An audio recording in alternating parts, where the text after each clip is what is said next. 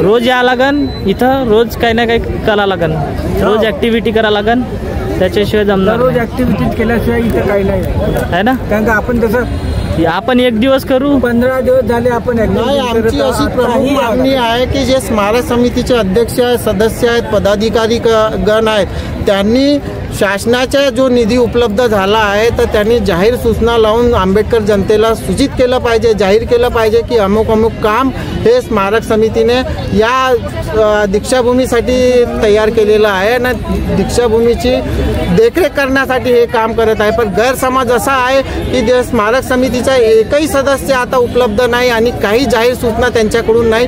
हे भीम अनुयायीसाठी आणि भीम सैनिकासाठी खूप शोकांतिका आहे. आणि आमची अशी प्रमुख मागणी आहे संविधानिक जागृत विचार मंचद्वारे की स्मारक समितीनं एक जाहीर निविदा काढून तुम्ही फलक लावलं पाहिजे का बाबा अमुक काम या कामासाठी होणार आहे, करिता आंबेडकर जनतेने शांतता ठेवावी. हे काम आपलं दीक्षाभूमीच्या योजनेसाठी आणि दीक्षाभूमीच्या परिसरात सौंदर्यीकरणासाठी आहे, असं स्मारक समितीची जिम्मेदारी आहे की त्यांनी हे जाहीर केली पाहिजे. पण स्मारक समिती आता बघ्याची भूमिकेत आहे आणि मी म्हणेल कायदा ना आपला हो फायदा अशी नीती करणारे लोक या स्मारक समितीत झाली पाहिजे.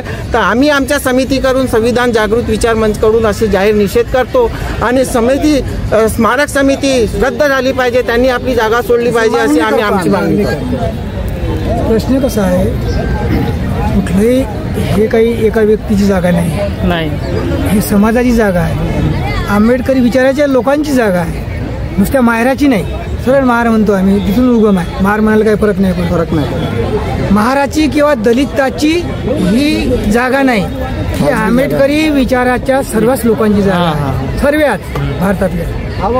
या जागेवर कुठलंही काम करायचं शासनाला म्हणा किंवा समितीला म्हणा, जे काही समिती मांडलेली आहे त्या समितीला म्हणा, हे काम करायचं होतं.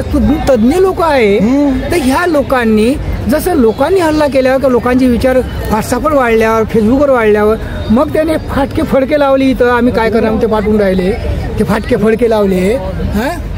तर त्याच्या अगोदर याने चांगला फलक तिथे लावता आला, लावला तिथं, आणि लोकांमध्ये जाहिरात देऊन याचं सगळी ब्लूप्रिंट तयार करून की बा हे असं असं असं असं खोदकाम, असं काम, असं असं सौंदर्य पुतळा बसणार. ऐकून घ्या पुढचं, माझ्या मनातलं तर बोलू द्या. तुम्ही करतो म्हणता तर मग बोलू द्या. आता तर ह्या गोष्टी त्यांनी, तज्ज्ञ लोक आहेत, त्यांनी ह्या मांडायला पाहिजे होत्या पहिले समाजापुढे.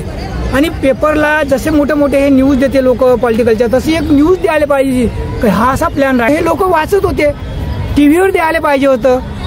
न्यूज चालवायला पाहिजे होती, इथं फलक लावायला पाहिजे होते, पुन्हा लोक येणारे पाहत होते. आणि तसं करून मग लोकांचे मत आले असते तर हा धिंगाणा झाला नसता दादा, बेअब्रू झाली नसती. याचाच अर्थ कुठेतरी स्मारक समितीचे सदस्य कुठेतरी गुंतलेले आहेत आणि दीक्षाभूमीला संघभूमी करण्याच्या प्रयत्नात आहे. सगळ्यात महत्वाचा प्रश्न हा येतो की जे लोकांना कळत आहे हे समितीला का कळलं नाही. हा स्तूप नसताना काय की आम्हाला इथे पाहिजेच नाही अंडरग्राउंड. आणि असा कोणता समाज आहे, असं कोणतं एखादं श्रद्धास्थान आहे, कुठं कोणाही समाज असो, मंदिर असो, मस्जिद असो, विहार असो, काय कुठे आहे पार्किंग कशाची. लोक उघड्यावर झोपले. इथं मी आलो तेव्हा इथं काहीच नव्हतं, लहान होतं तेव्हा लोक असे झोपे इथं गव सरकवून, तेव्हा नाही साप चावला कोणाला काय झालं. अरे आमची भूमी राहू दे ना मोकळी आम्हाला. याच्यावर मी गझल सुद्धा लिहिली आहे, माझी गझल लिहिली आहे मी. दीक्षाभूमी इथं 3.5 तास राहिला मी जूनमध्ये. जून 29 जूनला आलोय. हा ढिगारा 15 फूट उंच होता, त्याच्यावर बसून मी पूर्ण शूटिंग घेतलेली आहे माझ्या मोबाईलमध्ये. हे पुतळे दिसत नव्हते, अर्धे दिसत नव्हते. मातीचे ढिगारा होते. अशी माती टाका म्हणे का तुम्हाला बाबा पुढे लोकांना दिसलं नाही. लोकांनी शिवा द्यावा का यांना, या ठेकेदाराला म्हणण्यापेक्षा या समितीला अक्कल नाही का. काही बाबासाहेबांचे पुतळे तोंड दाबून तिथपर्यंत कंपाऊंड गेलं.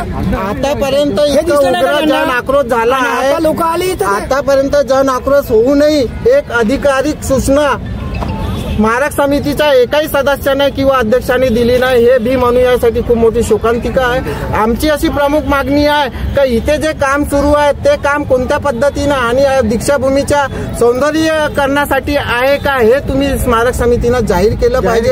आणि हाच नियम आहे की शासनाचा निधी जेव्हा तुम्ही वापरता तर या शासनाचा निधी तुम्ही कोणत्या कामासाठी करून राहिले ना, निधी किती उपलब्ध झाला याची जाहीर सूचना फलक लावलं पाहिजे।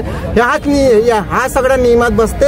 असं न करता या दीक्षाभूमीला संघभूमी करण्याचा सगळं षडयंत्र या स्मारक समिती आणि संघवाले आणि बीजेपी वाले सगळे गुंतलेले आहेत आणि झोपलेले आहेत।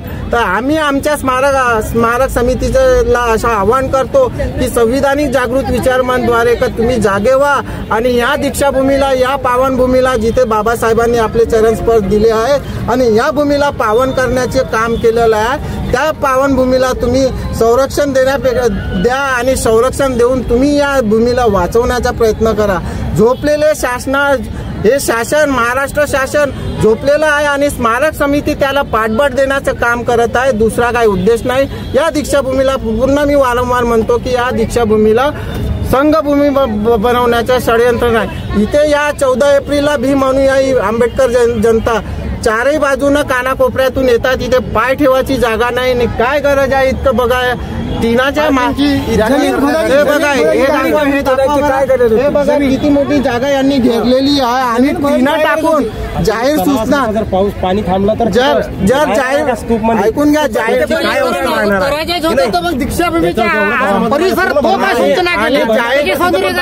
जाहीर सूचना न करता असा टीना लावून हे काळ्या मताने ना अंधारात काम सुरू आहे याची जाहीर सूचना केली पाहिजे।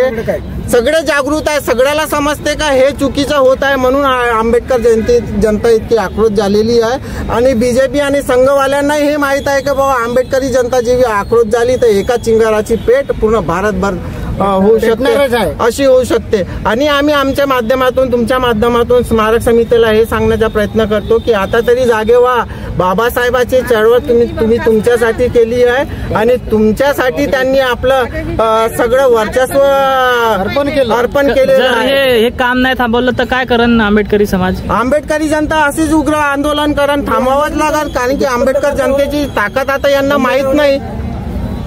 महाराष्ट्रभर हे आंदोलन सुरू होणार आहे, पूर्ण देशभर, महाराष्ट्रभर नाही पूर्ण देशभर आंदोलन, कारण की या पावनभूमीवर जो संदेश जाईल तो पूर्ण विश्वात आणि भारत देशात जाईल। आणि आताही जर जागे झाले नाही तर स्मारक समितीचाही आम्ही घेराव करू आणि स्मारक समितीला आपली जागा बिलकुल बदलावी लागेल ना, त्याला आपली जागा दाखवल्याशिवाय आपण समिती आम्ही आमचा प्रयत्न राहील।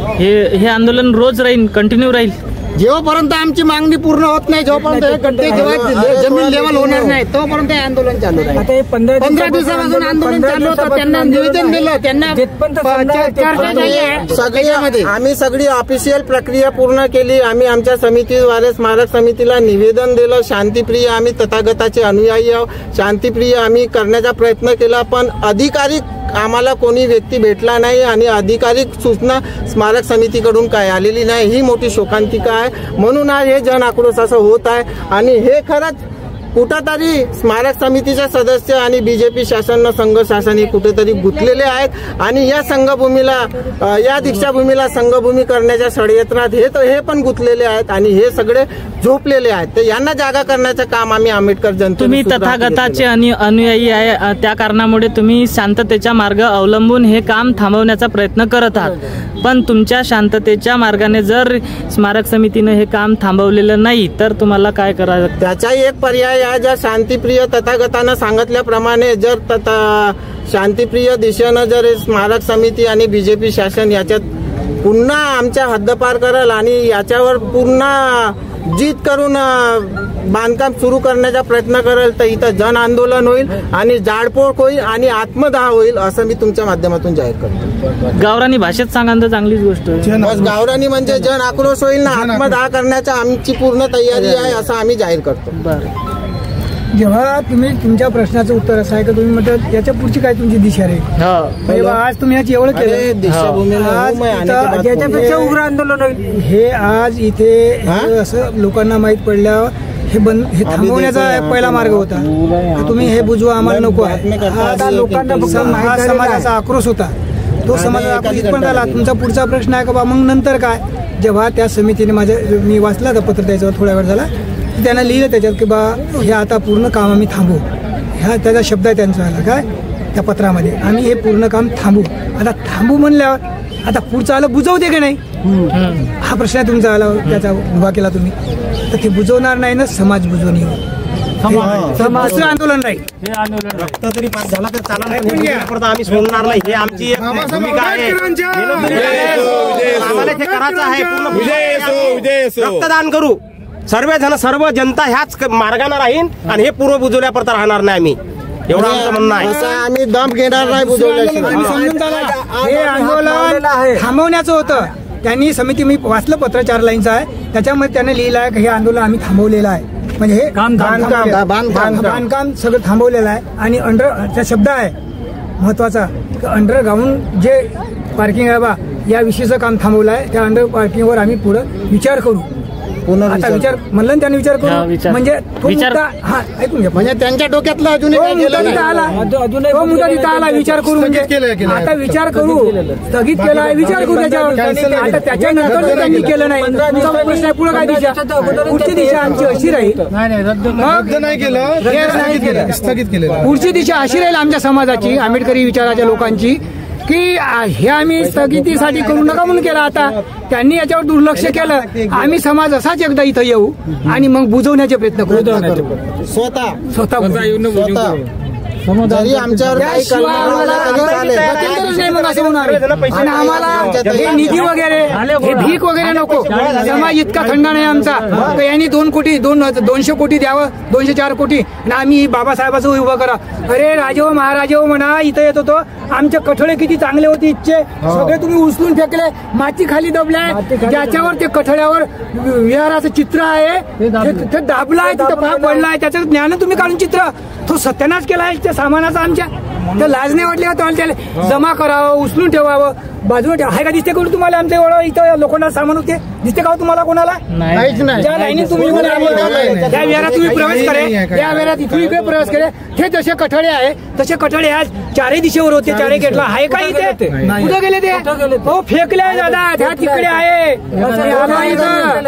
29 जूनला मी इथे ढिगाऱ्यावरून फोटो काढले सगळे मोबाईल मध्ये. ह्या 29 जूनला आलाय मी तर 6:30 ते 10:30 इथं आहो मी.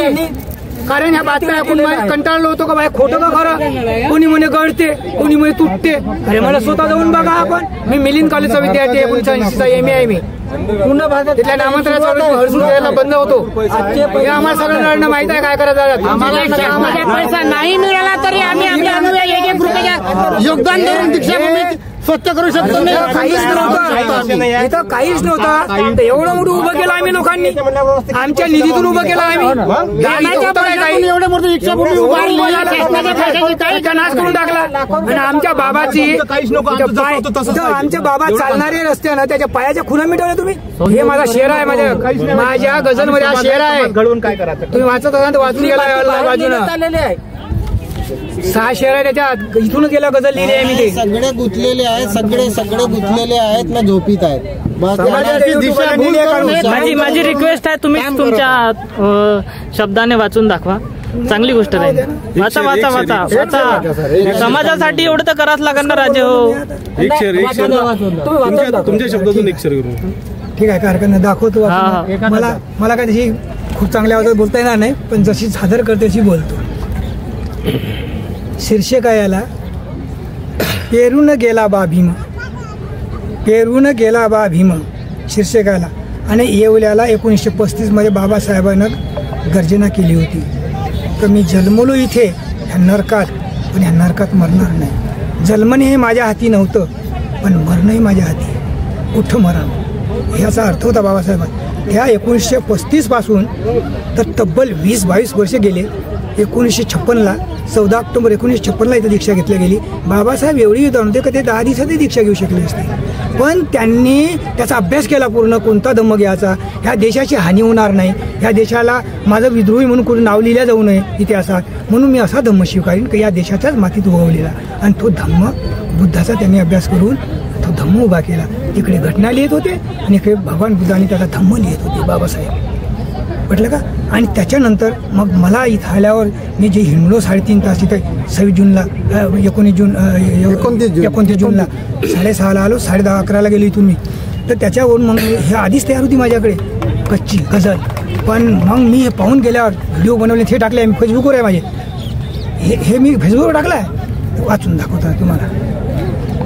पेरून गेला बा भीम, प्रतिज्ञा ती घोषणा, बाबासाहेबांची प्रतिज्ञा ती घोषणा, बाची होती येवल्यात, जन्मलो नरकात मरणार नाही त्यात, जन्मलो नरकात मरणार नाही त्यात. दुसरा शेर आहे त्यातला, हा मुकळा आहे. तुडविल्या भेदांच्या वाटा किती बा भीमाने, तुडविल्या भेदांच्या वाटा बा भीमाने, किती बा भीमाने, केली साकार प्रतिज्ञा दीक्षाभूमीच्या मातीत, केली साकार प्रतिज्ञा दीक्षाभूमीच्या मातीत. दुसरा आहे कुण्या बापजाद्यांची मालमत्ता ना दीक्षाभूमी, कुण्या बापजाद्यांची मालमत्ता ना दीक्षाभूमी, जन्म घेई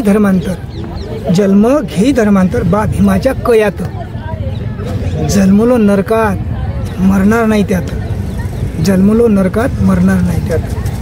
खालचा शेर आहे हिच्यावर आहे. आता बदलली दिशा, प्रतिनिधी दिशा बदलली, आता दीक्षाभूमी.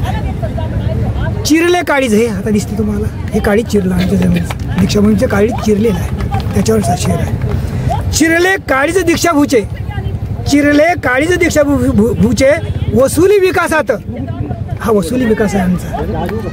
हा जो षडयंत्र घातलेला आहे इथे साहेबांनी जे म्हटलं आमच्या त्या, हे जे षडयंत्र आहे घातलेलं इथं एका नीतीचं, इथं जे नीती आहे भेदांची आम्हाला खतम करण्याची, त्या नीतीनं इथंच ती नीती आहे या नागपूर भूमीत. आणि ह्याच भूमीत समतेची नीती आहे, आणि ह्याच भूमीत समरसता वाजवणाऱ्या लोकांची नीती आहे. काय तर त्याच्यावर हा शेर आहे. चिरले काळीज दीक्षाभूचे वसुली विकासात, धूळ धान वसाबाचा स्वाभिमान खपात. स्वाभिमान इकला सगळा या लोकांनी आमचा. धूळ धान वसाबाचा स्वाभिमान खपात, जन्मलो नरकात मरणार नाही त्यात. आता शेवटचे 2 शेर आहे. अस्ताबा भीम होती आमची ताटमान, अस्ताबा भीम आमची होती ताटमान, आडवे आल्या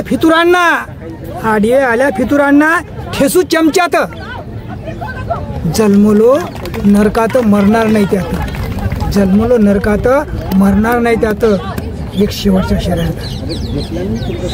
बाप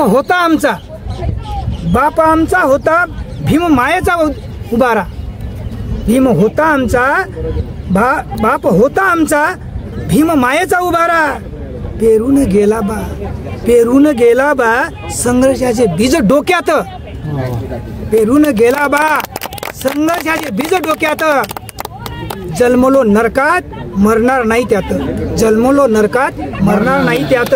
प्रतिज्ञा ती घोषणा बाची होती येवल्यात. बाबासाहेबांच्या